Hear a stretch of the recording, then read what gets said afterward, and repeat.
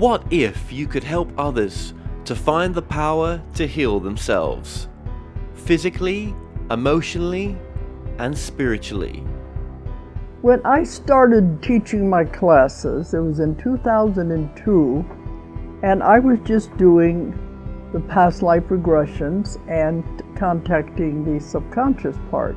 But then as the time went on and we found how powerful this was and what we could do with it, a lot of the students began saying, you know, advanced past life regression doesn't really tell what it's all about.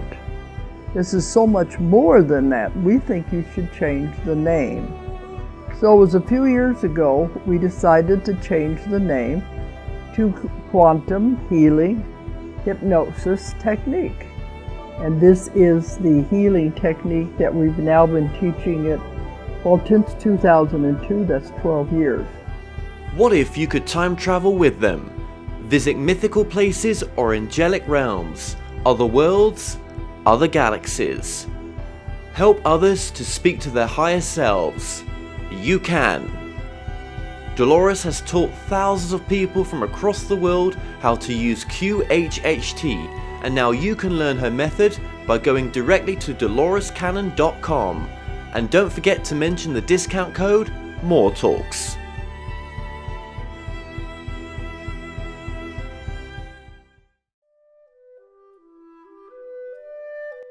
Established over 100 years ago, Whatkins Books is one of the world's oldest and leading independent bookshops specializing in esoterica. We have the widest selection of esoteric books in the UK, and our friendly and knowledgeable staff are here to assist you in a unique ambience of our shop. So come and visit us in the heart of London as we're open every day.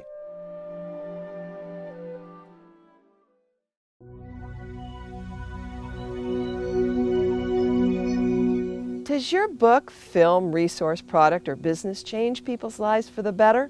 Hi, I'm Jackie Lappin, founder of Conscious Media Relations, a unique boutique PR firm that helps you connect with your mind, body, spirit, and conscious lifestyle audience in a big way. We reach 3,500 specialty media and all the key mainstream outlets in the United States. I invite you to explore our radio media tour that connects to 2,600 personal growth radio shows. There is just nothing else like it. Come check out our website and read our rave reviews.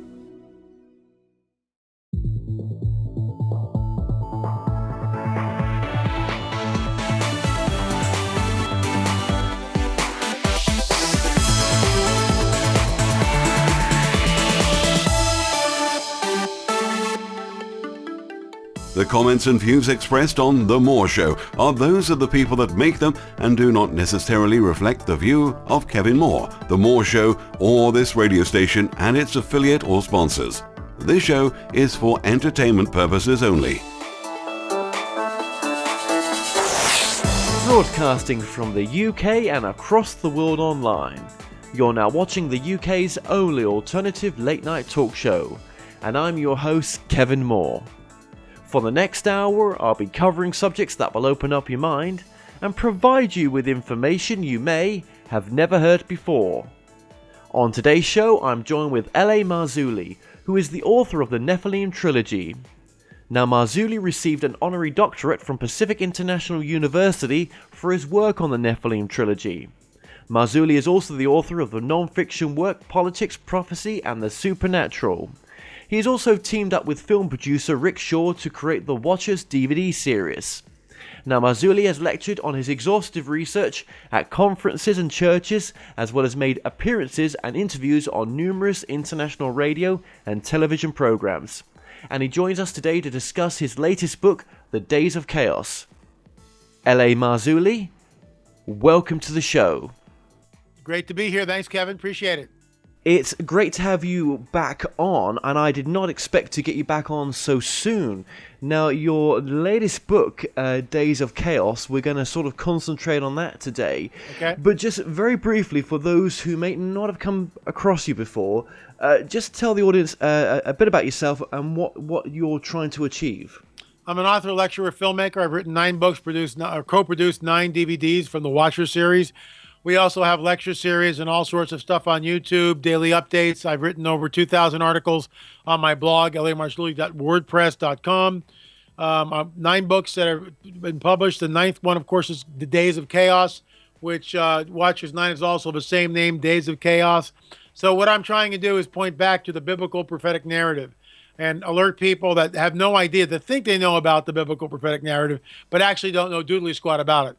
They have no idea what's in that book, but they think they know. And of course, that's ignorance and arrogance together, and that's a deadly combination. All my writings talk about the biblical prophetic narrative in some way. And I truly believe, Kevin, that we are in a window of time that is absolutely unprecedented, unlike any other time in all of history. And it ain't going away. Okay, now that's very interesting. And just very quickly before we get started, your views on organized religion as well. Oh, say that again. I was what? Sorry, your views as well on organized religion. Here's the deal. Anytime a bunch of human beings get together and decide to make something organized, it usually screws up at some point. And that's the case, unfortunately, with Christianity. However, the experience of being a Christian, of being born from the spirit of a living God, right, it still goes on today, in spite of the best machinations of men to do otherwise. Jesus was faced with the same thing in his day.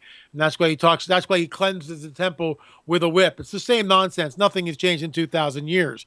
The bottom line is this. The experience is real. The experience is true. And there are still pockets. There are remnants of Christianity out there, and there are great pastors all over the globe, which love the Lord, love the Lord's work, and are just, trying to get people's lives together. And my hat is off to them, bully for them. But there's also a ton of nonsense that goes along with that. Okay. I just needed to get that in there before we start. Very interesting. Now let's go straight into the book. What has led you to do this latest book?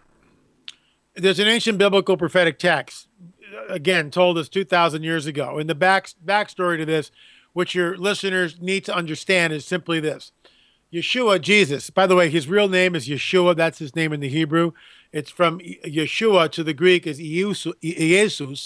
Jesus Christos. And then from Iesos, you get Jesus.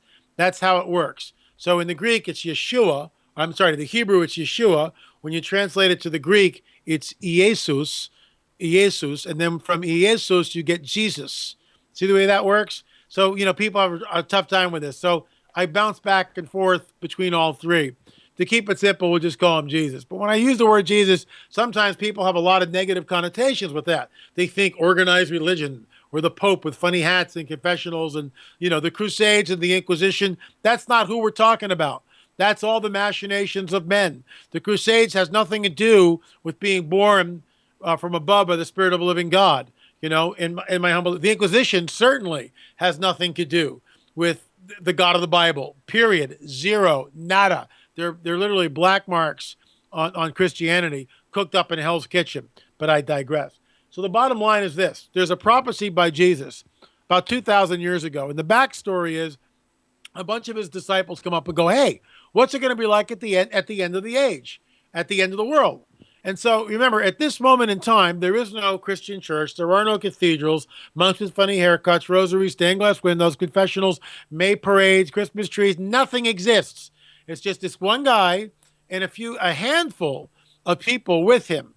And the first thing he says is, the first thing out of his mouth is, "Don't let anyone deceive you. Many will come in my name and tell you that they are the Messiah. Don't be deceived." It's like, what? I mean, what do you think? Many will come. Who do you think you are to make a statement like that? Many will come in your name, telling it that, are you kidding me? That statement by itself is so filled with hubris. It's unbelievable. It's off the charts. Unless, of course, he's really the real God. Okay. And so he tells us, that's the first thing. Many will come in my name. Check. Look at the historical record. How many people have come and claimed to be the return of Jesus? Then he says, there'll be wars and rumors of wars, famines, pestilence, earthquakes in diverse places, men fainting from fear for what is coming upon the earth, troublesome times. Even the elect would be deceived if that were possible. That's what he tells us. And I'm kind of paraphrasing here, but that's what he warns us of. So with that in mind, it's a checklist.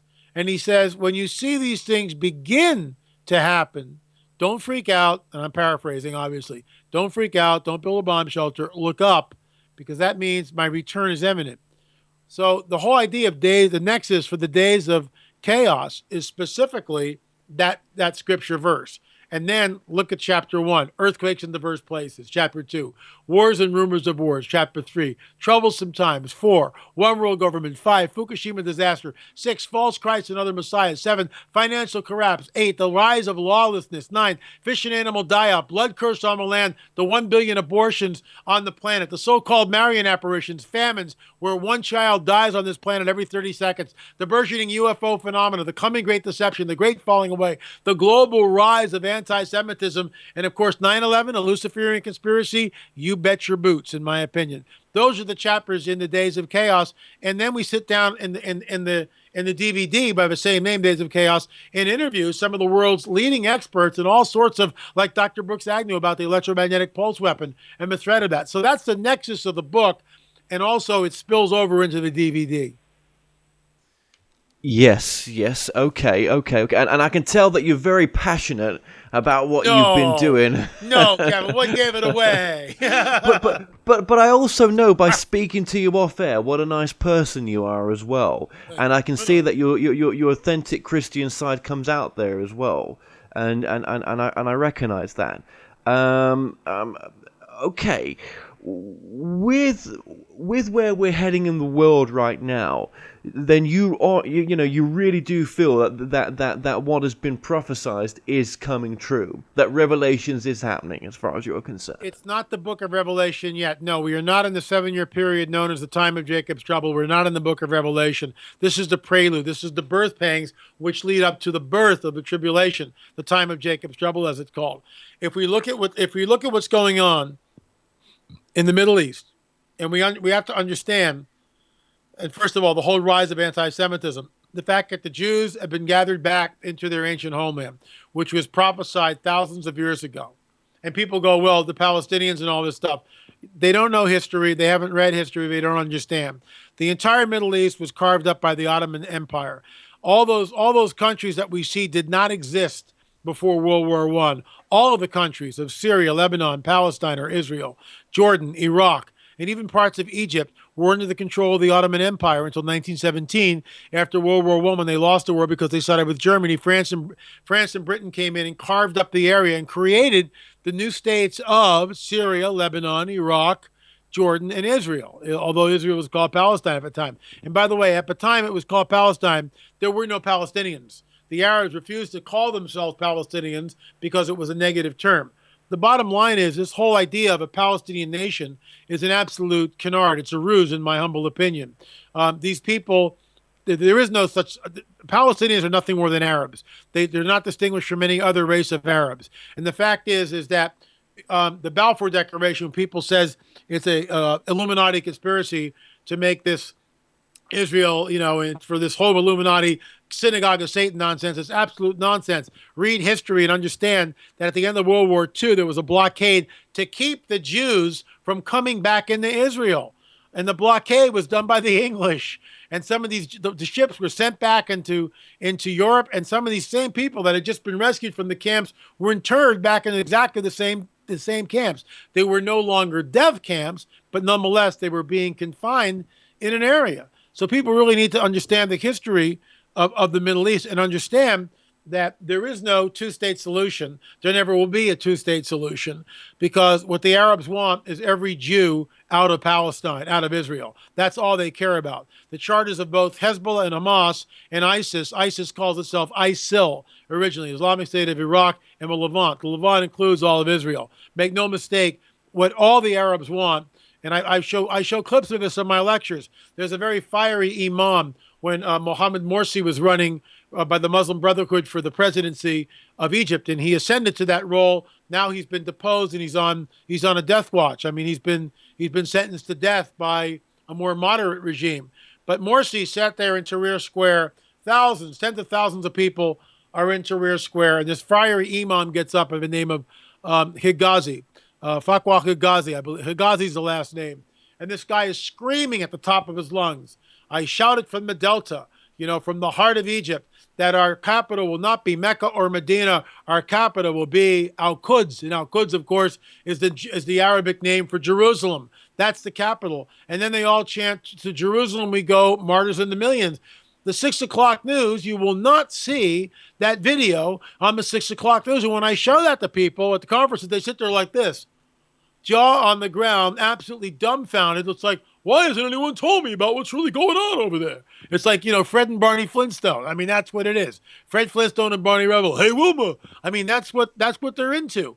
They're just like, they've got these blinders on and no one's told them. So they have no idea of what's going on. In Egypt, when Morsi was elected, okay, and I'm going somewhere with this. When Morsi was elected at a soccer game, at the intermission of a soccer game, they unfurled at halftime this huge banner, "One Nation Under a New Holocaust." I'm not making this up. So how do you sit down with people like this that pose an existential threat to you, to your children, to everything that you stand for? You can't.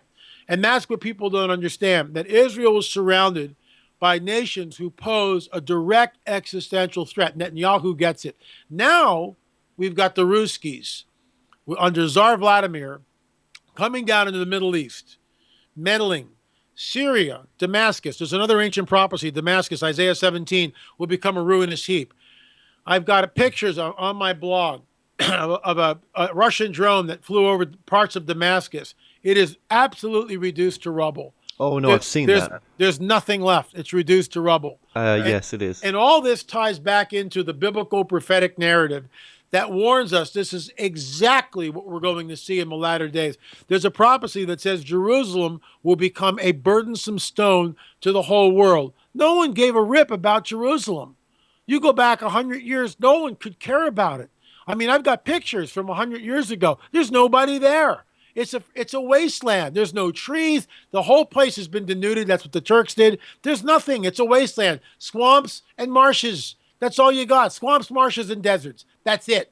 And this trickle of Jews come back in. It's their land. It's always been their land. And in the fulfillment of prophecy, 1948, Israel becomes a nation absolutely unprecedented, which sets off the biblical prophetic clock. And that thing's been ticking ever since. Okay. Yeah. Well, would you be surprised that actually the worst does not happen? No. What, you would not be surprised that the worst does not happen? No, I will be terribly surprised if the worst does not happen. If the worst did not happen. Yeah, I think we're running towards it. We're not casually walking towards it. We're running towards this event. And I can go around the globe and give you why, but go ahead. No. I know you can, and we may get into that. I mean, we are all aware. I think those watching this, what a bad state the world is in. Yeah. Without having to pretend that it's not. But what if certain things don't come to pass because they don't, for whatever reasons, that they are the greater reasons than what we can understand? That we may be in a different parallel timeline to what was predicted, or whatever it may be. There is always that what if, or maybe with what you're doing, that somehow awareness is brought through from people like yourselves and things are avoided. Bully for that. I hope you're right. I would applaud that. That's what I want. But there's a phrase that I've coined, and I'll say it to you here. What was written will come to pass. What was foretold will unfold. And these events that we are seeing were written thousands of years ago in the biblical prophetic narrative. And now in these last days, or at least what I believe are the last days, these prophecies are unfolding right before our eyes in ways that I never would have imagined. And so I can only look from what I see. And from what I see, we are headed towards a climax. It's ramping up. Things are building up to some kind of a climax.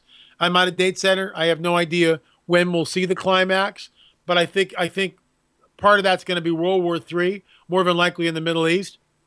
Will we see an electromagnetic pulse weapon used in the United States, which would be absolutely horrific and detrimental to all life over here? It would change the cultural fabric of this country. We're already seeing something which is absolutely unprecedented in your neck of the woods. A influx of about 1 million Muslims into Europe. And all my friends talk about this. This is, not something that we hide away from. Yes. This is huge, and it's unprecedented, and it's going to change the very cultural fabric of the entire continent. There's a clip I showed on my blog this morning, lamarzulli.wordpress.com. I'm just going to read what this says.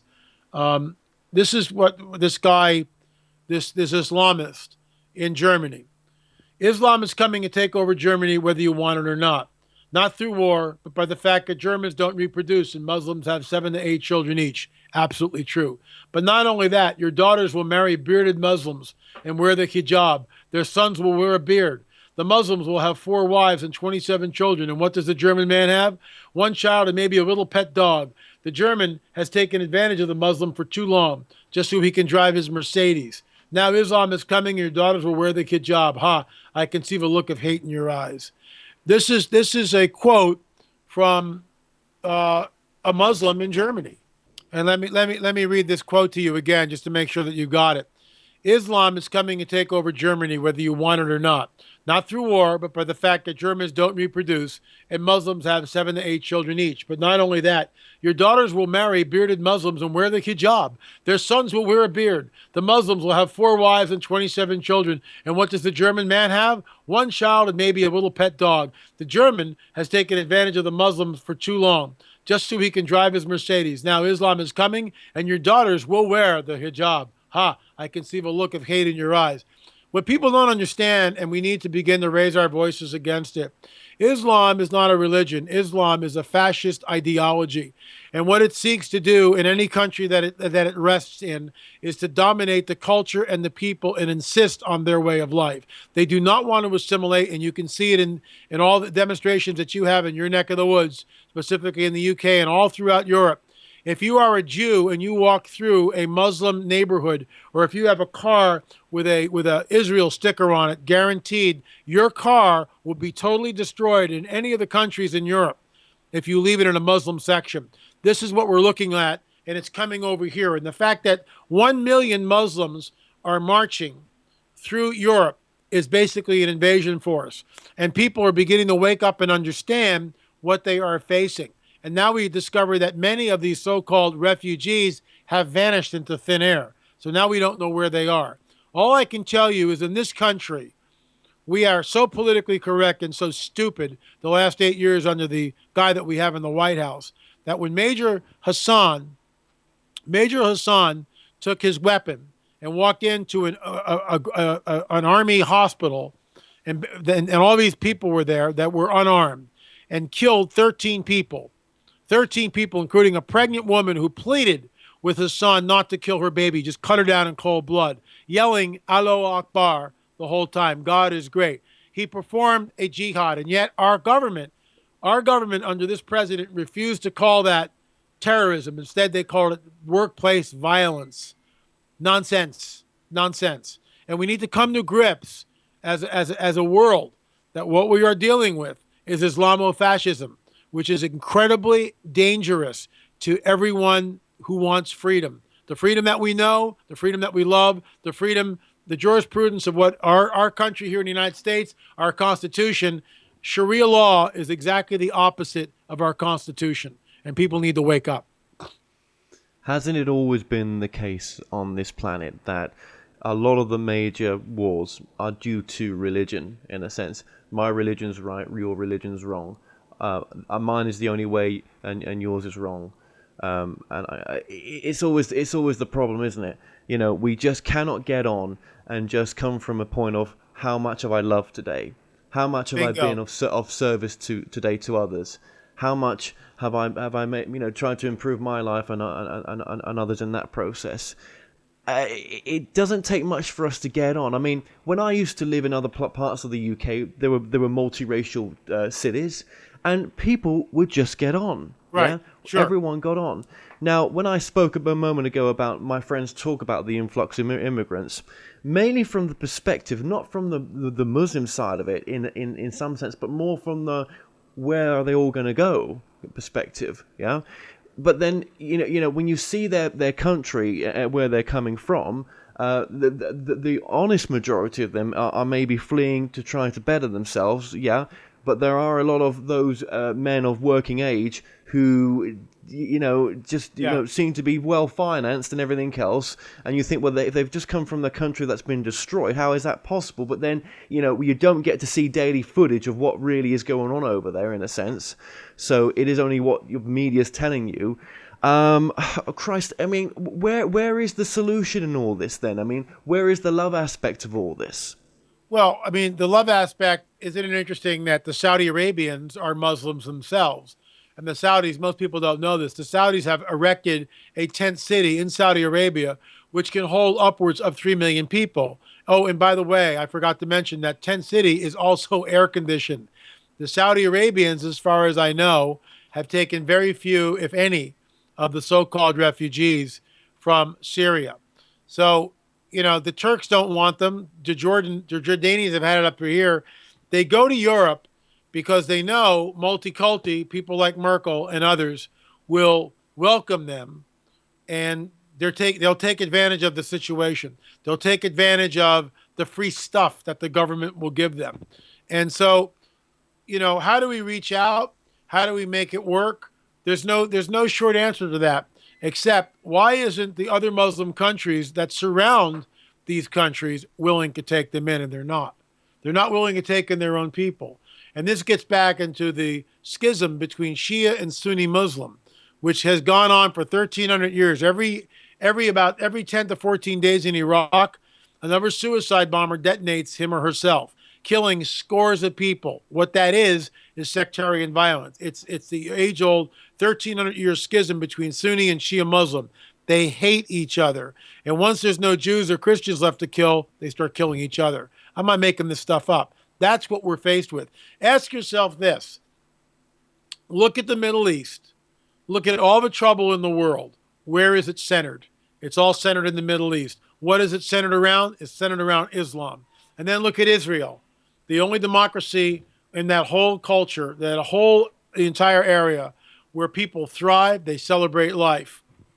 All the surrounding countries, Iran, death to America, death to Israel. Hezbollah, they now have 130,000 rockets aimed at Israel. Hamas with the terrorist tunnels. It's a culture of death. They celebrate death. They want to be martyred for Allah, and that's what people don't get. It's an ideology which refuses to coexist with any other ideology which goes against it. Which is why Christian churches are being burnt, Christians are being beheaded, Christians are being killed, and they're fleeing for their lives. We don't hear doodly squat about that, but that's what's going on. And I'm not justifying any of that to say No, that I mean, I find that it's disgusting. It is appalling what other man can do to its fellow mankind. It's just unbelievable that we lose our connection of who we are because we are so addicted to the truth of one book, that this is the only way, that there's no other way, and we're not allowed to think outside the box, that there may be, possibly, we may have got it wrong. Because how can any loving God or creator want us or need us to justify such actions, or would even crave for a progression to go through such things? With stuff like the way the world is right now, for myself, I have to really look at things through a different perspective, and try to see things differently, because the way we have been thinking maybe isn't working so well. Yeah. I mean, I know you probably can't go down that road so much because of obviously being, you're a Christian, and you have your own truth, and that's the only way for you, which is fine, because I'm not taking that away from you. I'm just saying that maybe, well, as a Christian, then what is the solution? How can we fix our planet? How can we better our mankind? Well, again, this all goes back to the biblical prophetic narrative, and my hope is the return of the king, which is a major regime change. If I am right, and the biblical narrative, biblical prophetic narrative is correct, the king is going to return at some point.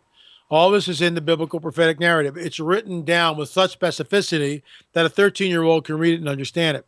The regime change, and what we need to understand, is that we are in a battle zone. And there are entities, fallen entities on this planet who control the planet and basically want the enslavement of all mankind. These entities come to rob, kill, and destroy. That narrative is, again, in the biblical, or that statement is directly from the biblical prophetic narrative. We know that this war will continue until the rider on the white horse comes in. And all this sounds like a fairy tale. It sounds like a J.R.R. Tolkien Lord of the Rings book, but it's true. I can assure you, at some point in the future, because all the other signs are ticking, all the biblical prophecies. Look, you talk about the book. Let's just pretend that I'm not a Christian. And all I know is that there's a series of prophetic utterances which have come to pass. There's no other book on the planet, including Nostradamus or Edgar Cayce, who's about 60, I'm being generous here, 60% correct. And often the quatrains in Nostradamus are so fuzzy they can mean anything. We look at biblical prophecy, and we see that in the latter days, when I regathered you from the four corners of the earth, a nation dwelling in safety without bars or gates or walls. That's in the Ezekiel 38 passage. That is called out with great specificity. And guess what it's talking about? It's talking about an influx of nations, specifically Gog, which we believe is Russia. Guess who's in the Middle East right now? So what we're looking at in the biblical narrative, the biblical prophetic narrative, is these prophecies which are listed with great specificity. There's no other book that's got this 4,000-year-old thread of prophetic language from Genesis to Revelation that calls out the end before the beginning and the beginning before the end with such specificity as this book does. So, I mean, let's just pretend, you and I are not anything. We're just looking for truth, and we stumble on this book that tells us, in the latter days, I will gather the children of Israel from the four corners of the earth and settle them back in their ancient homeland. Let's pretend it's 1901, and you and I are reading this, and we look around and go, well, that's never going to happen. Are you kidding me? That's all run by the Ottomans. And yet 48 years later, it happens. That's what I'm talking about. Things that are called out, events that are called out well in advance, a priori, by someone who's living outside space-time. So the answer to this is the return of the king, because he brings a regime change. He destroys the prince of this world. Hallelujah. And when he does so, he brings his kingdom on the earth. And that's going to be, and I've often wondered this, people go, well, what happens next? Will we have Skype? Will we have cell phones? Will we have cars? I don't know the answers to any of these questions. It's going to be very interesting. I know that the earth has just gone through a very tumultuous period of time. Much of it, a third is destroyed, a third of the water is polluted, a third of the grass has been burned up, a third of the fish are dead. I mean, billions, at least 2 billion people are killed in this dreadful, crazy war thing that happens, because that's what happens. But when the king returns, everything begins to change, and that's my hope, because you're not going to change the ideology of the mullahs in Iran. You're not going to change the ideology of Kim Jong-un. You're not going to change him. You're not going to change Vladimir Putin, Tsar Vladimir, who thinks he's, the next czar and wants to restore Russia to her former glory. You're not going to change this stuff. You're not going to change Hezbollah's charter or Hamas's charter. You're not going to do that. So you're at an impasse. And that means only one thing. Unless an absolute miracle happens, and I'm not holding my breath on that one, you're looking at a third world war between Islam and Israel. That's what it's going to be. Between Iran, Hezbollah, Hamas, the surrounding nations that surround Israel. And it's going to be really nasty, and it's going to be it's not going to go on for 4 or 5 years. It's going to be very short, very protracted. I would also predict there may be tactical nukes that are used. Now, someone commented in a previous video that we did together that, hey man, that LA Marzulli, he's very, much in the fear, very, very much in the negatives, all negative. Where is there anything positive in what he's saying? Good point. Okay, let me switch gears. the reason why I do this and the reason why it's negative, let me just go down the laundry list again, all right? And you tell me where I'm going wrong. Is there enough? And I just want a yes or no answer from you, Kevin. Are we getting an uptick in earthquakes? Are we seeing more earthquakes and earthquakes which are greater, like the 9.0s that we see in let's say, Haiti or Fukushima or Chile? Yes. Okay. What about the wars and rumors of wars, where we see right now there are, over a score of wars on this planet, where we're seeing killings and beheadings and absolute atrocities going on, and the war machine continues. In Afghanistan, 14 years there, and there's $1 trillion opium harvest every year. So what are we to make of that? Is there, not that there's an uptick in wars, but we're living with all these wars around us. Would you agree? Yes, I would.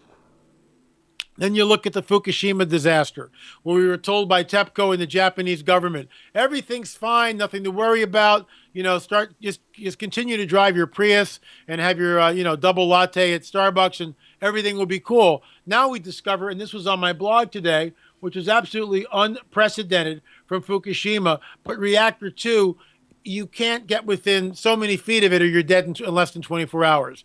The radiation is spilling into the Pacific. This is unprecedented. It's unprecedented. Would you agree? Yes, I would. The United States is $19 trillion in debt. Some people are looking at the imminent collapse of the petrodollar, the U.S. petrodollar. The BRICS nations, Brazil, Russia, India, China, and South Africa, all are harboring and coalesce together to try to bring an end to the petrodollar and have the world's global currency, default currency, become the Chinese yuan. We are looking at a possible complete financial meltdown on a global level. I'm not making this up. Then you look at the fish and animal die-off. 160,000 antelopes in Kazakhstan 2 weeks ago? They just dropped dead in a field. So, I can keep going. With 1 billion abortions on the planet. 1 billion. Think about that. 1 billion. And then you got Planned Parenthood, which is talking about selling the body parts, of live fetuses, which are, we didn't kill this one, but we can get its heart. Are you kidding me? This is something Mengele would have loved to do in the Third Reich at Auschwitz, for crying out loud. Volcanic activity, off the charts right now, off the charts. So all I'm doing as a watchman is pointing out and trying to wake up people and warn people what is coming down, where we are. We can have two choices: live with our head in the sand, have a pint every night after work, watch the football game and pretend all is well, or come to grips with the overwhelming fact, that all this was written in the biblical prophetic narrative 2,000 years ago by Jesus himself, and he warned us, and this is what he says, not what I say. He says this: when you see these things begin to happen, everything that we're talking about, look up, because I'm coming back. That's our hope. But there must be a way that we can, there must be a message that we can give out in this interview that can help to avoid it, rather than just to wait for the return of a Messiah. Surely there's something we can do now where we can take responsibility, rather than saying that we're completely powerless to do nothing. Well, we're not completely powerless, and that's why I do what I do, and I fight back.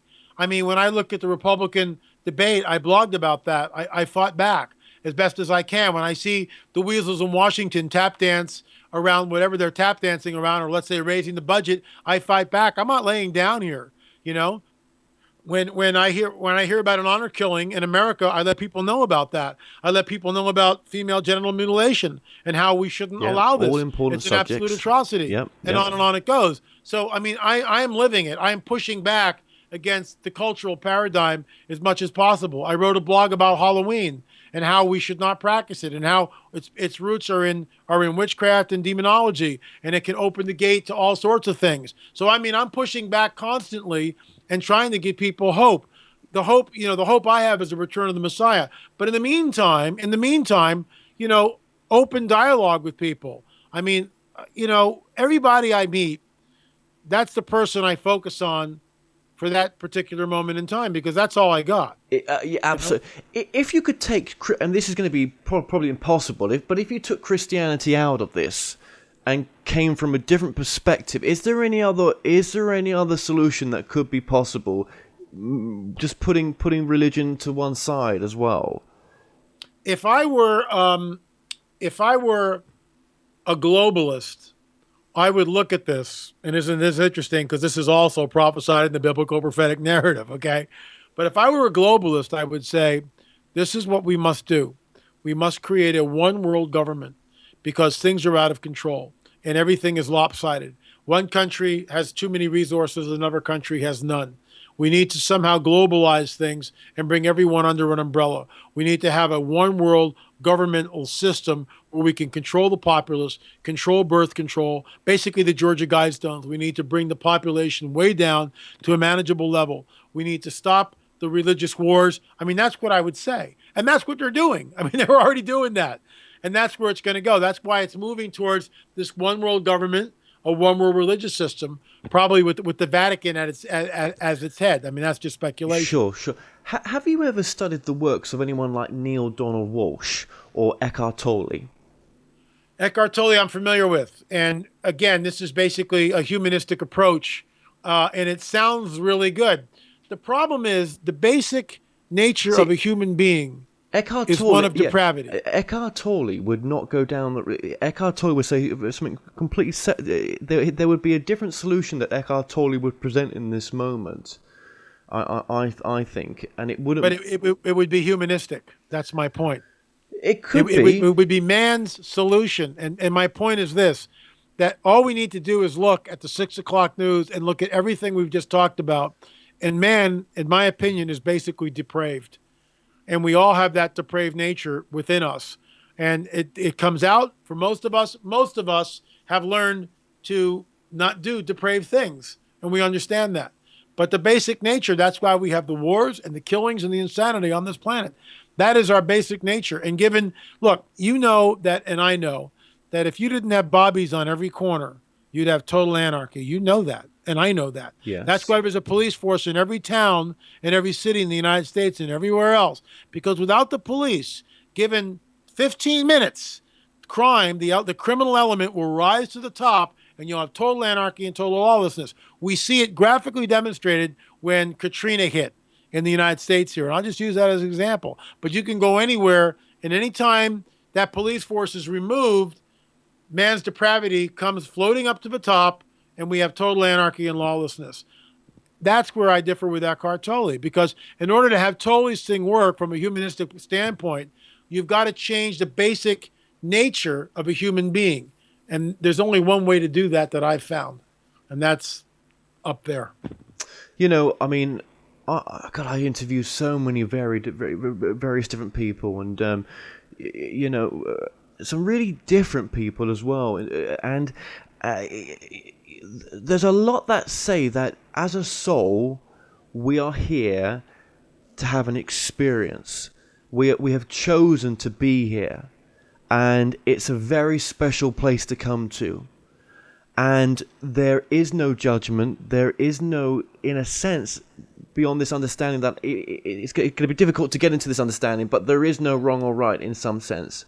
That when we go back home, that everything, it comes back clear to us again that we chose to have certain experiences here, be it as we may judge it good or bad on this level right now.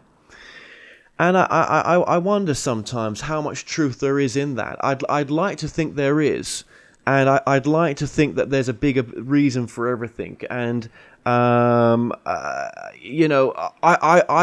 don't know exactly what the end result of your work is going to be, whether it all comes to pass or not. I'd like to think, for my own truth, that there is a bigger reason for these events happening, and it's not all doom and gloom in a sense. Let me address that in a couple of ways. Let's pretend that right now you and I are in the middle of the Third Reich's reign, we're stuck in Germany or France. We're under the German rule in France, and we see the atrocities go on, and we're there. And our hope is that someone would liberate us. Well, you can take that exact same scenario and plug it into the global condition that we're in, because there is a very dark regime which controls this planet. I do believe that. I do believe that. Yes, of course, Yeah. I agree with you completely. And these are the Luciferians, the ones that follow this character.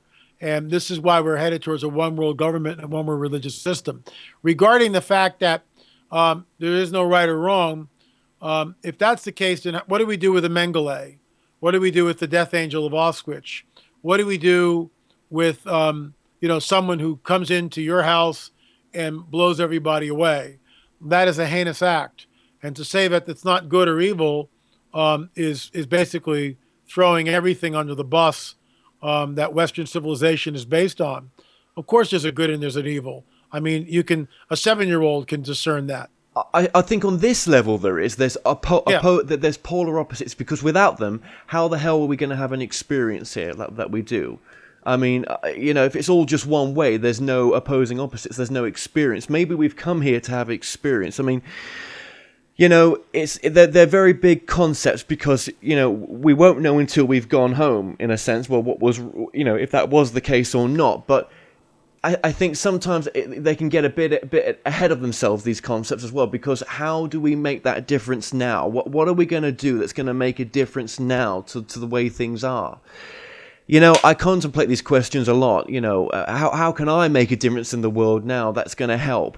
And sometimes I think really it can come down to just, if I make my life good and I make the life and those around me, I can spread a little bit of love to as well, and and help, then that's all I can do right now. I know what you're trying to do on this bigger, grander scale by doing your TV show, which you're launching in January, and all the best of luck with that as well. I know it'll do well. I know you're trying to do your bit from the perspective that you're coming from, but I think as a Christian as well, I think it's at the core of most religions there is love. Yeah, I know that it's got its own sets of rules for different things, and I'm not going to get into those right now.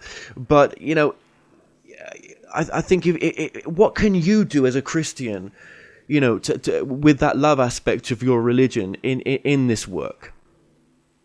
Well, what is interesting is that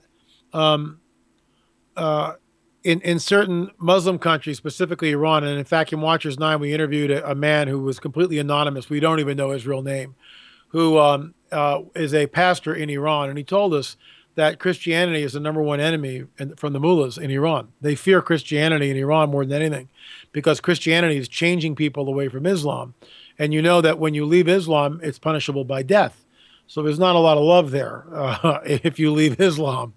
But there's mullahs and imams and Muslims who are converting by the thousands in Iran because Jesus is appearing to them. They're supernatural. Let me tell you one story. We talked about this in Watchers 9. There's this guy who lives out in the desert in Iran and lives in a one-room hut, no running water, no electricity. He's got a candle, a little fireplace, a little stove to cook stuff on. One night there's a knock on the door. Guy's in the middle of nowhere, no neighbors. I mean, he's a hermit. This man there, white robe, face is really glowing, shining. Can I come in? The guy invites him in. He sits down and he starts dictating to this man, who gets a pencil and paper and starts writing all this stuff down. He falls asleep. Man's gone when he wakes up in the morning. Next night, same time, knock on the door happens. Same guy. This goes on for 30 days. So this story gets back because this man tells him he's got a ream of paper with all this words. He doesn't know what he's got. Tell me what this means. What is this? Why did I get this? Because he doesn't know. So this pastor, this Iranian pastor, goes out to see this guy, invites him in, shows him the stack of paper, and what's on there is the book, the Gospel of John in Farsi. That's crazy. That is absolutely off the charts, miraculously crazy. The Gospel of John in Farsi. I would love to get a copy of that somehow, and we've requested it, but who knows?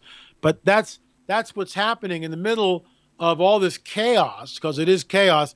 You're also getting some miraculous stuff that's happening. So with that in mind, look, as a Christian, I'm told to love everyone, and I do.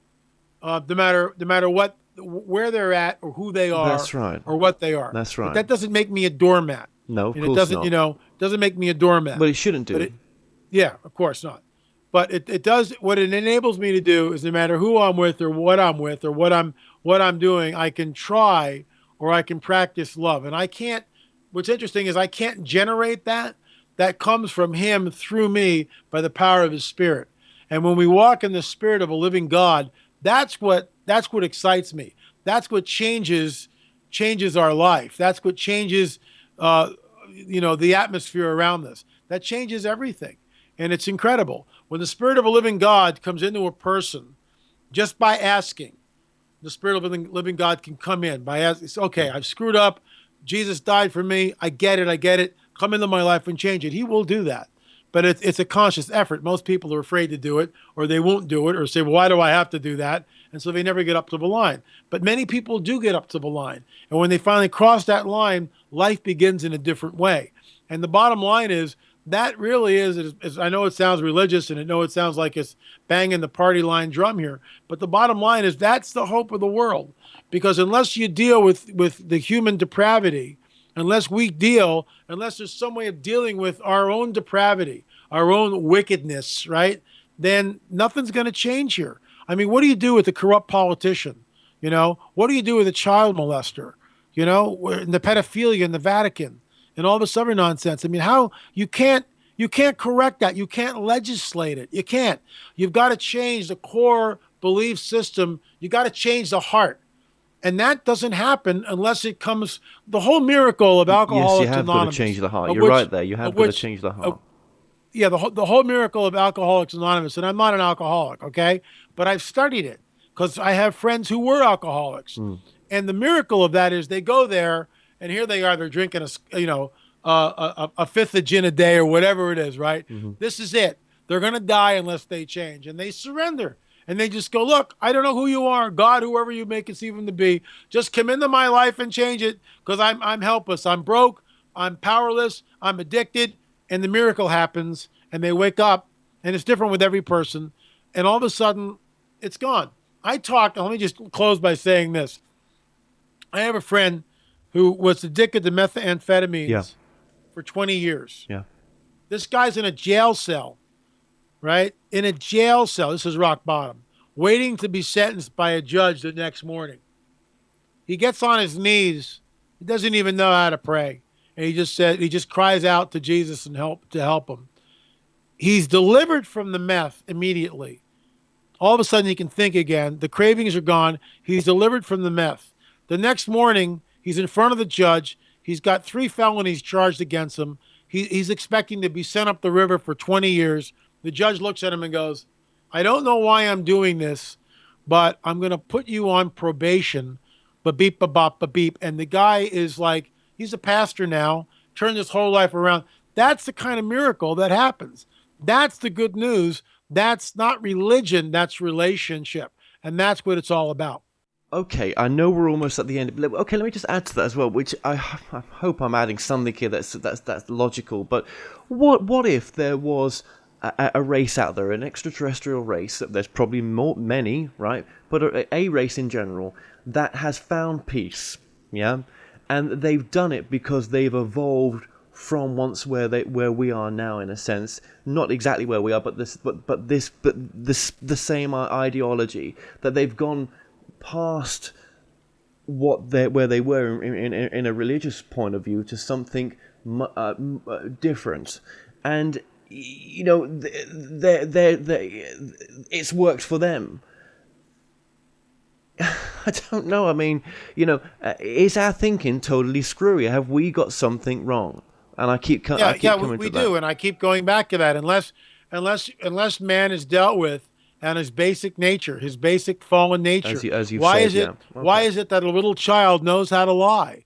Where does that come from? Well, and then he's taught that's a lie. Don't do that. And then he realizes that if I lie, what I'm doing is deliberately twisting the truth, and that's why a lie is so heinous. See what I'm getting at? I do. And in this, how do you change that? Well, in this interview, I purposefully left out many ideas of spirituality here as well, because I do want this to be your space, and I'm not going to try to convince you, of anything else. I will say this. Maybe as a Christian doing this TV show that you're about to do as well, maybe at the end of each show, you could send out love and light to people like ISIS, to love and light to people like Hamas, to love and light to people that are causing darkness on this planet, to try to help heal them. I mean, what else can you do sometimes? That's it. Well, and that's the power of prayer. Like when I pray for the missionaries in Iran, that's what I'm doing.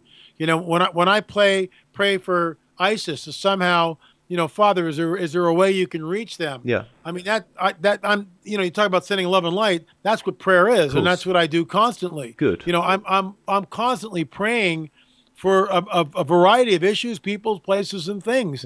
Yeah. And sometimes they're completely, beyond my scope or reach of influencing them on any type of human level.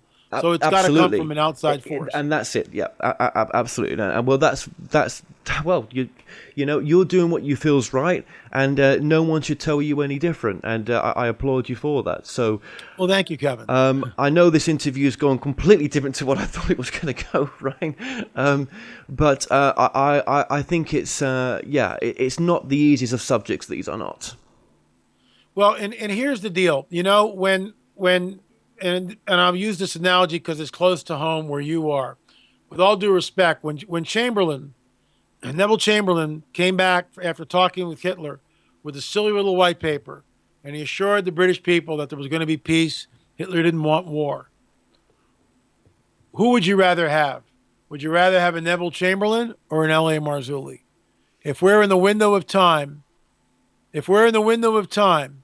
where it's coming down, who do you want? Do you want Neville or do you want L.A. Marzulli? And that's my job, Kevin. If this stuff wasn't happening, I'd be talking about something totally different than what I'm talking about. But the fact that it's all happening right under our noses, and it's escalating, it's moving towards a climax. People need to understand that all this was prophesied thousands of years ago. Yeah, and I'd rather that you do that than rather than walking away and ignoring it. I mean, what's the worst of the two? At least you're giving people a different opinion and a different perspective and a different way of looking at it as well. And then for you, it's your truth, and that no one should take that away from you neither. So, no, thank you. Yeah, absolutely. Well, we've been putting your books and the website all over the screen, so people have got links on there where to go to. Thank you. With the new book as well, and I wish you all the best of luck with the new book. And L.A. Marzulli, thank you so much for joining us today. Thank you, Kevin. Really appreciate it. Hope we do it again soon. Take care. Well, we've come to an end on tonight's show. Don't forget that you can listen and watch all our past interviews on the More Show's official YouTube channel. Remember to subscribe to our YouTube channel for new daily shows. You may also find out more on all past and upcoming guests on the show via themoreshow.co.uk, and do like us on Facebook and Twitter for the latest updates. So until next time, be safe.